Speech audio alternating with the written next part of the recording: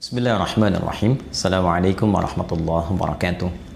Alhamdulillah wassalatu wassalamu ala Rasulillah wa ala alihi wa sahbihi wa man walah wa ba'd. Saudara-saudariku sebangsa setanah air dimanapun berada, khususnya keluargaku yang esok tanggal 1 Mei 2025 akan turut merayakan Hari Buruh Internasional. Seluruh keluarga pekerja keras, saya memilih diksi para pekerja karena dalam tinjauan kami ini yang paling layak untuk disematkan, menunjukkan perjuangan yang luar biasa, semangat kerja yang tinggi untuk mendapatkan hasil yang menjadi dasar untuk berkehidupan, setidaknya dalam konteks kehidupan berkeluarga, dan ini tentu menjadi ketahanan awal untuk mewujudkan ekosistem kehidupan berbangsa, bernegara dari landasan yang paling dasar.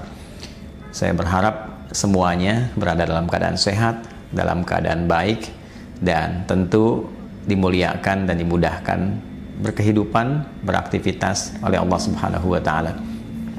Teman-teman, dalam perjalanan buruh khususnya di Indonesia, kita melihat bahwa buruh itu punya cerita, buruh punya narasi, bahkan buruh punya ekspresi perjuangan istimewa yang diabadikan dalam sejarah. Betapa kita bisa membaca, mengakses dalam referensi yang bisa kita dapatkan di era kini. Ada satu kontribusi nyata di tanggal 15 September khususnya tahun 1945 saat rekan-rekan buruh yang terhimpun dalam BBI ya pada masa itu, Barisan Buruh Indonesia, yang mengisi ruang-ruang kemerdekaan untuk saling bersinergi pada aspek yang bisa dioptimalkan, bisa diisi dengan perjuangan di kalangan buruh pada masa itu. Bahkan juga ada teman-teman membuat laskar buruh yang menyiapkan dan menyokong di era-era perjuangan di masa itu, sehingga pabrik-pabrik juga dijadikan sebagiannya sebagai pusat-pusat pertahanan, perlawanan, dan dalam skala besar bagian dari perjuangan.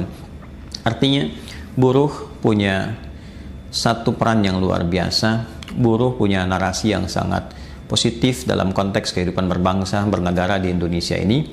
Dan lebih daripada itu, teman-teman pekerja keras, teman-teman pekerja ikhlas yang seringkali diistilahkan dengan buruh di Indonesia ini setidaknya punya sejarah yang positif dari segi perjalanannya, punya narasi perjuangan yang baik, yang tentunya itu yang harus kita susun ulang, membentuk narasi baru, sehingga kita tidak harus mengcopy-paste keadaan di dunia luar untuk dibawa dalam konteks kehidupan berbangsa, bernegara di Indonesia ini. Kita bisa membuat narasi sendiri, membuat cerita sendiri, membuat jalan hidup yang baik untuk kesejahteraan kita semua, sehingga tidak harus diidentikan kalau hari buruh itu diisi dengan demo misalnya, diisi dengan kegiatan-kegiatan yang menyemaraki jalan misalnya. Walaupun secara undang-undang tentu hal itu dihormati, tentu sesuatu yang dihargai sebagai ekspresi dalam berkehidupan, tapi saya ingin memberikan satu perspektif yang lebih, satu cara pandang yang memiliki narasi lebih positif. Kenapa kita tidak membuat cerita hidup kita sendiri? Bagaimana membangun kesejahteraan dalam konteks bekerja, dalam konteks aktivitas buruh yang ada di Indonesia ini, sehingga menjadi inspirasi bagi dunia luar bahwa kita punya jalan cerita yang tidak sama, kita punya kreativitas dalam membangun kesejahteraan yang terukur.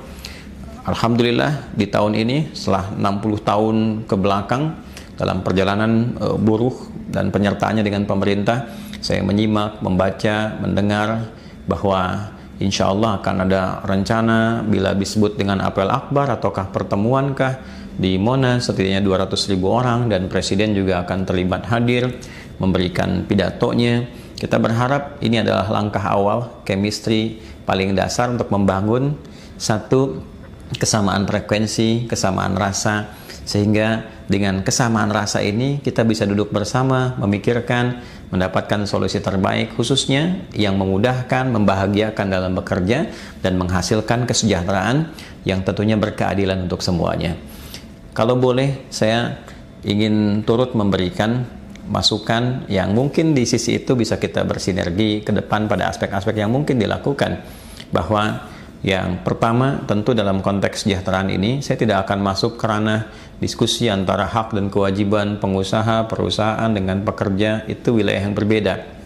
Tapi saya ingin turut memberikan satu urun rembuk, urun pikiran, bila kemudian dalam konteks sekarang di Kementerian Koperasi misalnya ingin secara masif membuat koperasi sampai ke desa-desa, saya kira bisa peluang ini ditangkap di lingkungan kehidupan usaha, di teman-teman buruh itu untuk mengoptimalkan peran koperasi yang mungkin cara berpikirnya dari simpan pinjam itu kita optimalkan skema simpannya dibandingkan dengan skema pinjamnya. Dengan pengolahan itu banyak menabung walaupun mungkin sebagian kecil disimpan, tapi dari suatu himpunan yang besar kurang lebih 3 juta orang kalau dibagi per region wilayahnya, dibuat lokal-lokalnya, zonasinya, tentu akan jadi sesuatu yang signifikan dengan jumlah-jumlah yang ada, dikembangkan menjadi permodalan dengan bisnis yang baru, SHU-nya kemudian bisa dibagikan, dapat sesuatu. Saya kira hal-hal positif semacam ini penting dipikirkan oleh para kalangan elit di struktur kepemimpinan dari serikat buruh, serikat pekerja dan sebagainya, sehingga juga kesannya tidak dalam tanda petik ya mengoptimalkan atau bahasa lebih lugas memanfaatkan ya kondisi para buruh yang jumlahnya banyak dan bergeser dari kepentingan ekonomi ke kepentingan politik. Walaupun dalam konteks politik ini demi kesejahteraan sah-sah saja, tapi akan lebih baik bagaimana berpikir taktis dan menghasilkan sesuatu yang dirasakan oleh teman-teman pekerja ini secara langsung. Jadi yang pertama, saya menawarkan konsep yang bisa teman-teman kemudian gali, lalu teman-teman juga rumuskan strukturnya, bagaimana bisa memanfaatkan di momentum adanya koperasi, momentum adanya kegiatan positif, walaupun mungkin sudah ada koperasi di kalangan teman-teman, tapi bagaimana mengoptimalkan format itu sehingga bisa lebih maksimal untuk diupayakan. Yang kedua, saya kira momentum yang baru ini, yang istimewa, yang tidak biasa, membangun chemistry untuk kedepannya, saya kira ini hal yang baik untuk menguatkan persaudaraan dalam konteks yang lebih real, persaudaraan dalam konteks yang lebih baik dengan satu semangat untuk sama-sama membangun. Mungkin teman-teman sudah punya konsep dan gambaran sendiri, tapi saya ingin mengajak energi yang begitu besar ini, jutaan orang dengan profesi teman-teman ini, kalau kita sinergikan dengan semua stakeholder bangsa, bernegara, elemen lain, entitas lain, dengan konteks kehidupan berbangsa bernegara dari masyarakat, ada yang mungkin di dunia pendidikan, ada yang mungkin di dunia yang lain, ya, teman-teman di perburuhan, ada yang mungkin di pekerja yang lain, di pengusaha dan sebagainya. Kalau energi ini kita samakan dengan profesi yang berbeda untuk membangun bangsa, mencapai misi Indonesia Emas 2045 dengan cara yang baik, saya kira dari spirit ini kita bisa menghasilkan sesuatu. Intinya lebih dari itu, saya berharap teman-teman sehat, keluarga dimuliakan oleh Allah, dan yang paling penting adalah kami membersamai Anda dengan doa. Anda luar biasa, pekerja yang tulus, pekerja yang keras. Mudah-mudahan keluarga kita semua sehat, keluarga Anda baik, hasil yang didapatkan halal dan diridhoi oleh Allah Subhanahu wa taala.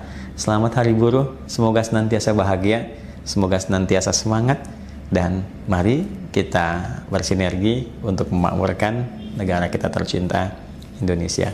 Adi Hidayat, Assalamualaikum warahmatullahi wabarakatuh.